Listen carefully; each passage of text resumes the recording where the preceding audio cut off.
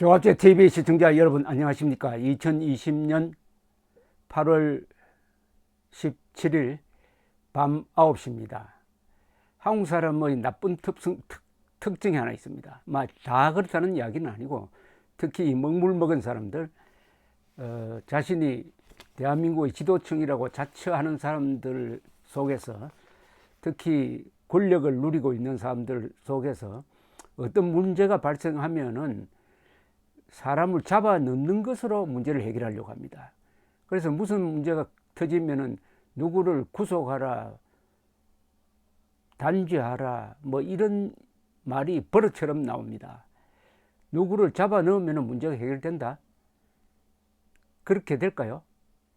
자, 이 방역 문제입니다. 이 코로나 사태를 해결하는데 사람을 잡아 넣으면 해결이 됩니까?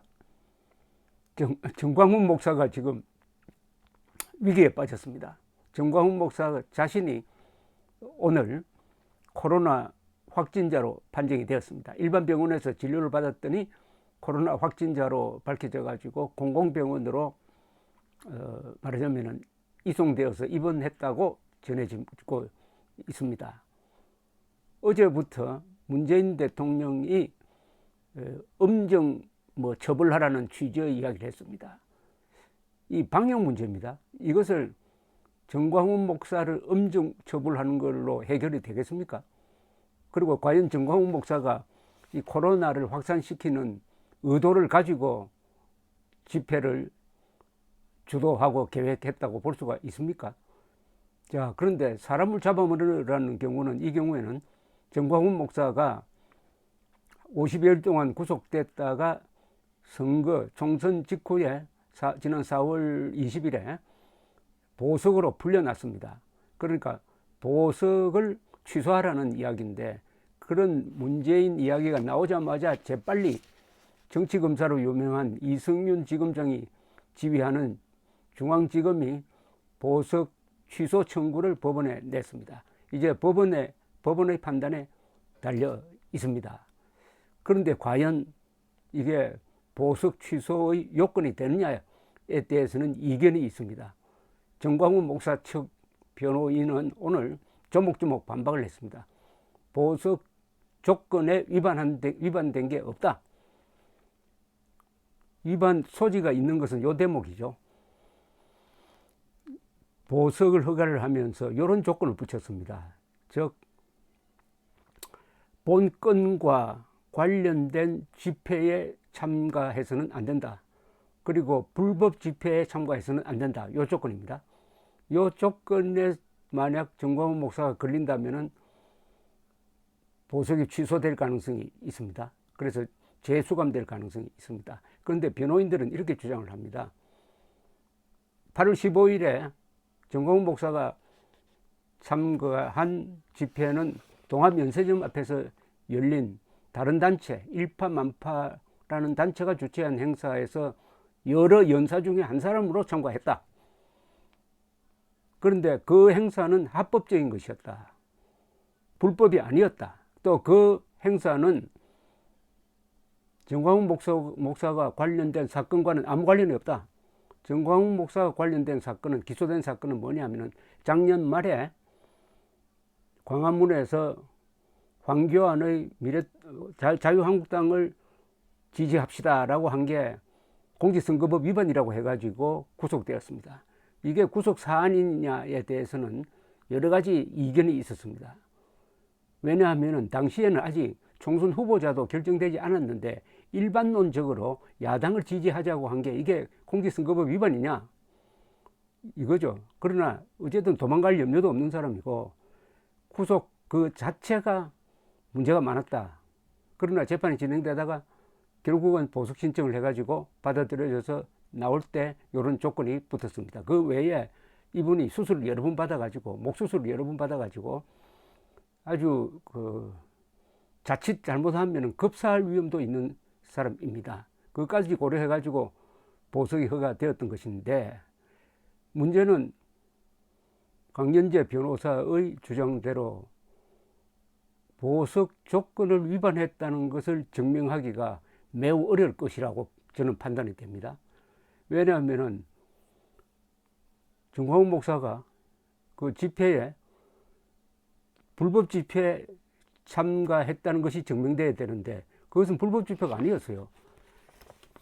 제일 처음에는 이 서울시가 도심에서 집회를 금지시켰어요. 그러니까 이 관련 보수단체 세 군데에서 그 처분을 취소해달라는 가처분 신청을 냈습니다. 이 가처분 신청이 세 군데서 다 받아들여졌습니다. 세 군데서 다. 왜 법원은 그러면 받아들였느냐? 법원의 판단은 이런 것입니다. 코로나19의 수도권에서의 확산세, 집회 신고 장소 유동 인구, 집회 예상 참여 인원 등을 고려하면 감염병 확산의 우려가 있음이 객관적으로 예상된다.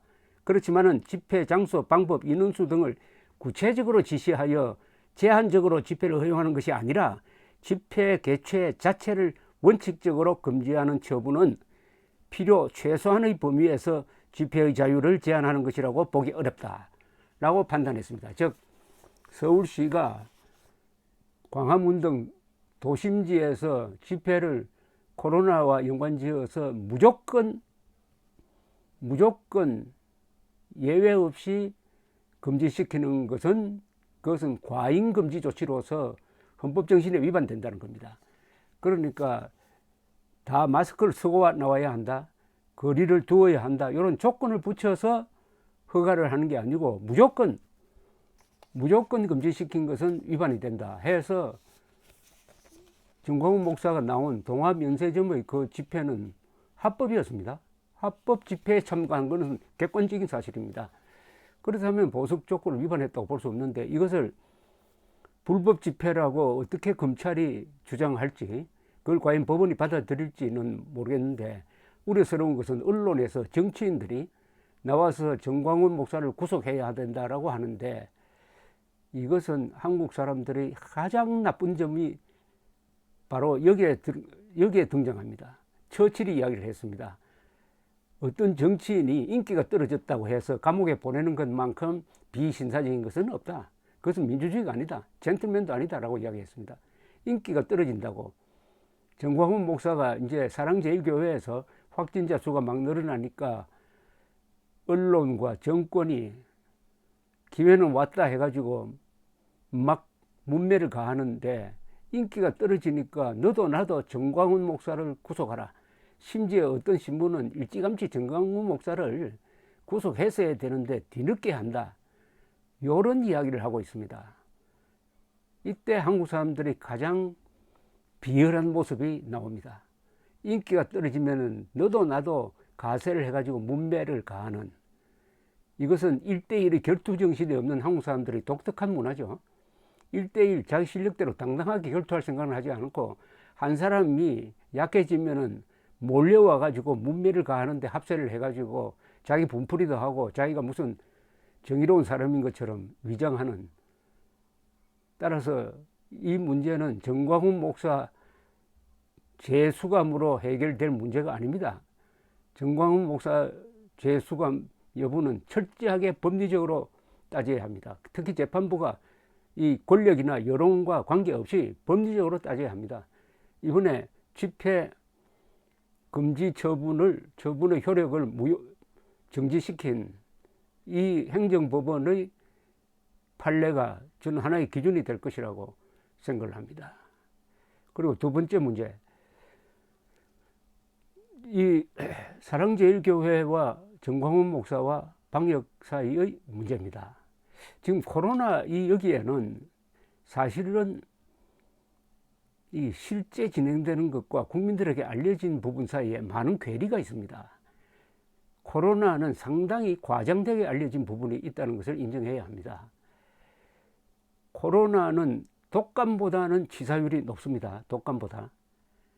그러나 한국에서는 현재 독감으로 죽는 사람보다 코로나로 죽는 사람이 10분의 1밖에 안 됩니다. 코로나 사망자가 아직은 300명이 안 되었는데 300명에 육박했죠. 자, 그런데 1년에 독감으로 죽는 사람이 2,400명 됩니다. 독감으로 2,400명. 지금 올해 들어서 이제 8개월이 지났는데 200명, 그럼 연말까지 간다 하더라도 300명, 한 400명 되겠네요. 400명. 그럼 8분의 1밖에 안 된, 4, 7, 28. 7분의 1밖에 안 된다는 거죠. 6분의 1 내지 7분의 1밖에 안 됩니다. 그러니까 코로나가 독감보다 치사율은 높지만은 사망자 수는 독감 사망자보다 적습니다. 또 하나의 독감이라고 보면 되는 거죠. 또 하나의 독감이라고. 그런데 코로나로 해가지고 학교 문도 닫고 문도 닫고 하는 게 이런 게 어떻게 보면은 그 비례상 안 맞는 상당히 과잉 방역을 하고 있다고 봐야 됩니다. 이건 솔직하게 이야기해야 됩니다. 과잉 방역을 하고 있다. 자, 또 이런 이야기도 할 수가 있습니다. 이 코로나 확진자 수의 문제입니다. 우리나라는 코로나 확진자가 많은 편입니다. 왜냐? 이 검사를 많이 하기 때문입니다. 인도 같은 데는 검사를 많이 안 해요. 인도에서 한국처럼 검사를 하면 아마 어마어마하게 많이 나올 겁니다. 근데 확진자로 밝혀진 사람이 다 발병을 하는 건 아닙니다. 확진자 중에 무증상 환자가 더 많을 겁니다. 아마 이 비율에 대해서는 잘 모르겠습니다만 더 많을 겁니다. 그러니까 확진자라는 것은 바이러스에 감염됐다는 뜻인데, 감염된 상태에서 자기도 모르게 일상생활을 하다가 그냥 지나가 버리고 항체가 생긴 경우가 있어요. 아주 대구에서 재미있는 통계를 냈습니다. 어느 병원에 온 사람들을 상대로 그 항체를 조사를 하니까 항체가 생긴 사람들이 한 7, 8% 된다는 건데, 그것은 만약 대구 시민 전체를 상대로 이 코로나 검사를 했으면은 지금 알려진 숫자보다 훨씬 더 많이 나왔다는 겁니다. 그러니까 검사를 얼마나 많이 하느냐에 따라서 확진자 수가 늘기도 하고 줄기도 한다. 이렇게 보시면 됩니다. 또 확진자가 다 발병자가 되는 것도 아니고, 발병했다고 하더라도 사망률은 극히 낮습니다. 한국은 한 2% 되죠. 확진자 대 사망자는 2%대가 생명이 관계되는 거니까 낮다 높다 이렇게 표현하기는 힘들지만은 우리가 생각하는 그 공포스러운 것보다는 낮게 보입니다. 자, 그렇다면 참 또 희한한 역설도 하나 있습니다. 요새 병원에 가보면은 이비인후과 환자가 많이 줄었다고 그래요. 그리고 소아과 어린이들가 많이 줄었답니다. 80%가 줄었다는 이야기가 있어요. 왜 그런지 아십니까? 마스크를 쓰고 다니니까 감기 환자가 줄었다는 겁니다. 아마도 올해, 이건 나중에 조사만 나올 겁니다. 독감 환자로 죽는 사람이 많이 줄어들었을 겁니다. 저는 혹시 이런 계산도 해봅니다. 그러니까 예상도 해봅니다. 독감 환자로 죽는 사람이 2,400명에서 근데 1,000명까지 줄었다면은 1,400명이 준 거죠. 이거 가상입니다. 그런데 코로나로 사망한 사람은 연말까지 다 합쳐서 한 500명이 된다. 500명이 죽고 코로나를 막기 위해서 마스크를 하고 다니다가 독감에는 덜 걸려가지고 1,000명이 덜 죽었다 하면은, 합산을 하면은 코로나 막으려다가 오히려 한국 사람들의 질병 사망률이 전체적으로 보면 더 줄었다 이렇게 되는 거 아니겠습니까? 이게 역설입니다. 역설. 그렇다면 우리가 코로나에 대한 과잉 반응은 좀 무리가 아니겠느냐. 과잉 반응을 선동하는 게 바로 문재인 대통령 같은 사람이죠. 이 사람은 자기 편리한 대로 하는 사람입니다. 중국으로부터 입국자를 막았으면은 대만처럼 거의 완전하게 한국은 방역을 할 수가 있었습니다. 한국은 더구나 지리적 조건이 좋아요. 휴전선으로 북쪽과 딱 차단돼 있죠. 그리고 삼면이 바다입니다. 대만처럼 사실상 바다예요. 근데 초기에 중국 입국자를 허용해가지고 코로나가 많이 생기도록 한 점에서는 문재인 씨의 책임이 큽니다. 정치적 판단을 한 거죠. 중국에 잘 보이려고, 또는 시진핑의 방안을 좀 유도하려고 한 거 아니겠습니까? 그러다가 이번에 정광훈 목사에 대해서는 마치 코로나 사태의 원흉인 것처럼 정광훈 목사에 대해서 대통령이 직접 나와가지고 이렇게 하는 것은 코로나를 정치적으로 이용하는 것이라는 비판을 면하기 어렵습니다.